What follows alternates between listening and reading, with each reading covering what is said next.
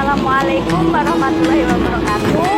Perkenalkan, nama saya Aulia Fayakotul Hima dari Prodi Pendidikan Agama Islam Pascasarjana Fakultas Ilmu Tarbiyah dan Keguruan UIN Sunan Kalijaga, Yogyakarta.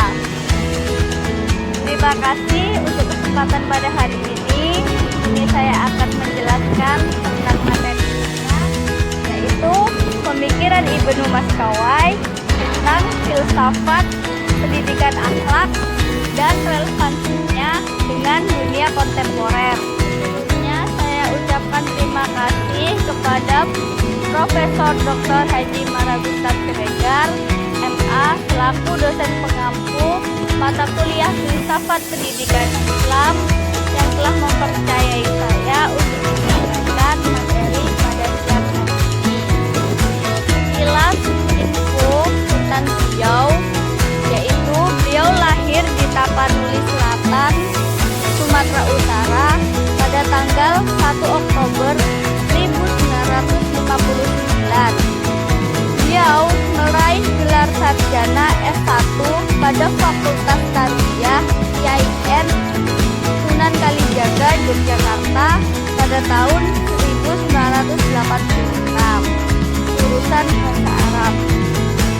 Untuk jenjang selanjutnya S2 dan S3, beliau mengambil konsentrasi pendidikan Islam.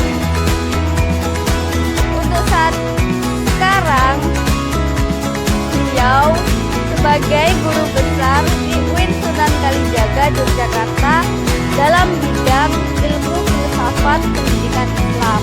Saya akan menjelaskan 3 pokok rumusan masalah. Yang pertama yaitu biografi Ibnu Maskawai.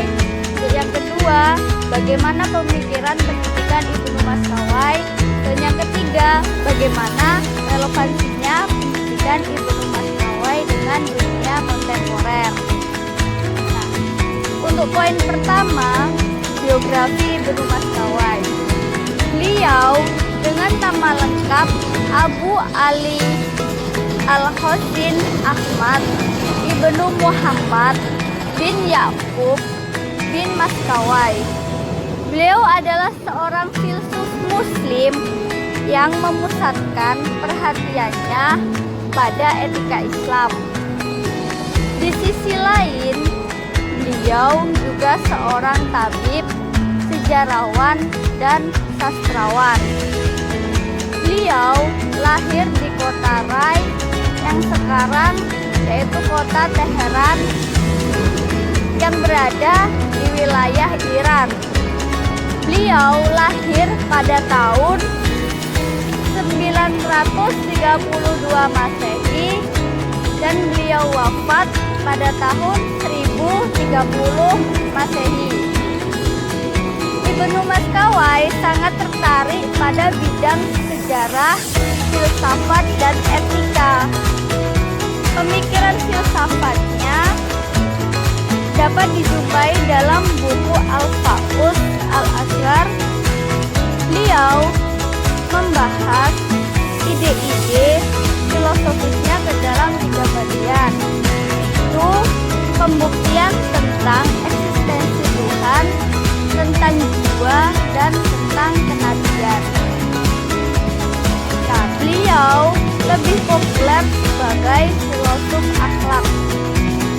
Adapun karya-karya beliau di sini yaitu yang pertama Tajarih Al-Umam, yang kedua yaitu Ta'qub Al-Imam, dan yang ketiga Taharat Al-Nafs, kemudian yang keempat Adab Al-A'raf, dan masih banyak lagi karya beliau lainnya. Untuk poin kedua, yakni pemikiran pendidikan Ibnu Maskawai. Pemikiran pendidikan Ibnu Maskawai tidak lepas dari pemikiran manusia dan akhlak. Nah, mengenai konsep tentang manusia, beliau memandang manusia memiliki 3 daya. Jadi yang pertama yaitu daya bernafsu, di mana daya ini letaknya itu paling rendah dan organ yang digunakan yaitu hati. Dan yang kedua yaitu daya berani, di mana daya ini letaknya itu di tengah-tengah. Jadi organ yang digunakan yaitu jantung. Untuk yang ketiga yaitu daya berpikir.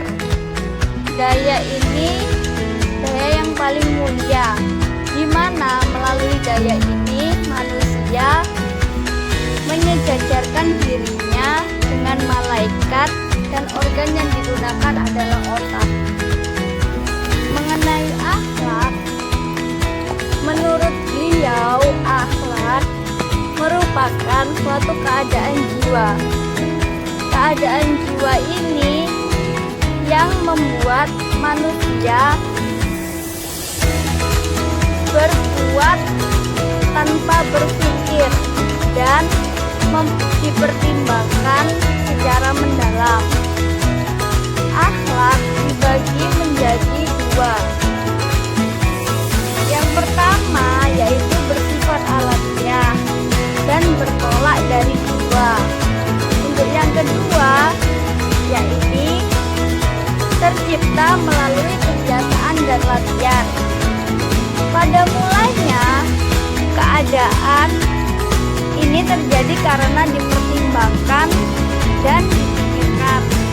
Namun kemudian melalui praktek terus-menerus menjadi karakter. Kedua watak tersebut menurut Ibnu Maskawai pada hakikatnya tidak alami. Meskipun kita diciptakan dengan menerima watak, akan tetapi watak tersebut dapat diusahakan melalui pendidikan dan pengajaran. Ibnu Maskawai mengatakan bahwa tujuan pendidikan akhlak adalah terwujudnya sikap batin yang mampu mendorong secara spontan untuk melahirkan semua perbuatan yang bernilai baik, sehingga mencapai kesempurnaan dan memperoleh kebahagiaan sejati dan sempurna. Kehidupan yang komprehensif yang mengundang kebahagiaan, kemakmuran, keberhasilan, kesempurnaan, kesenangan, dan kecantikan. Sehingga tujuan pendidikan yang diinginkan oleh Ibnu Maskawai bersifat universal.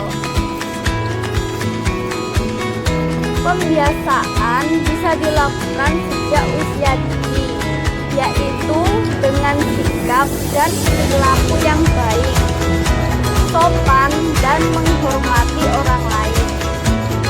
Sedangkan pelatihan dapat diaplikasikan dengan menjalankan ibadah bersama keluarga seperti sholat berjamaah, puasa, dan yang lain. Peneladanan dan peniruan bisa dilakukan oleh orang yang dianggap sebagai panutan, baik orang tua, guru, ataupun tokoh yang layak untuk dijadikan figur. Model pendidikan moral dan karakter seperti itulah yang sampai sekarang perlu diperhatikan dan tidak bisa diabaikan begitu saja. Untuk poin terakhir yaitu relevansi pemikiran pendidikan Ibnu Maskawai di era modern. Filsafat pendidikan mempunyai kedudukan penting dalam pemikiran para filosof dan pemikiran sejak zaman Plato dan Aristoteles hingga sekarang. Dari masa ke masa, sejumlah filosof telah menambahkan dimensi-dimensi baru kepada teori pendidikan pada khususnya dan lapangan pendidikan pada umumnya. Dalam relevansinya, pemikiran beliau berperan andil dalam perkembangan proses pendidikan di Indonesia. Bahkan dalam pasal 1 Undang-Undang Sisdiknas tahun 2003 disebutkan bahwa di antara tujuan pendidikan nasional adalah mengembangkan potensi peserta didik untuk memiliki kecerdasan, kepribadian, dan akhlak mulia. Dengan demikian, pendidikan tidak hanya membentuk insan cerdas, namun juga berkarakter dan berakhlak mulia yang bernafas nilai-nilai luhur bangsa dan agama.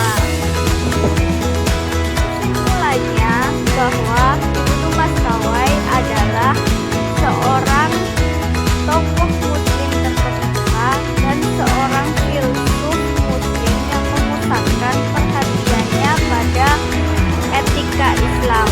Di sisi lain, beliau juga seorang tabib, sejarawan, ilmuwan, dan sastrawan.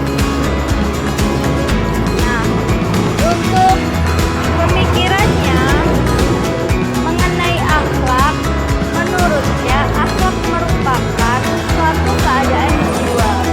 Keadaan jiwa ini yang membuat manusia berbuat tanpa berpikir dan dipertimbangkan secara mendalam. Akhlak dibagi menjadi dua. Yang pertama, bersifat alamiah dan bertolak dari jiwa. Dan yang kedua, yaitu tercipta melalui kebiasaan dan latihan. Untuk yang terakhir, dalam relevansinya, pemikiran beliau berperan andil dalam perkembangan pendidikan di Indonesia. Sekian dari saya. Wassalamualaikum warahmatullahi wabarakatuh. Thank you.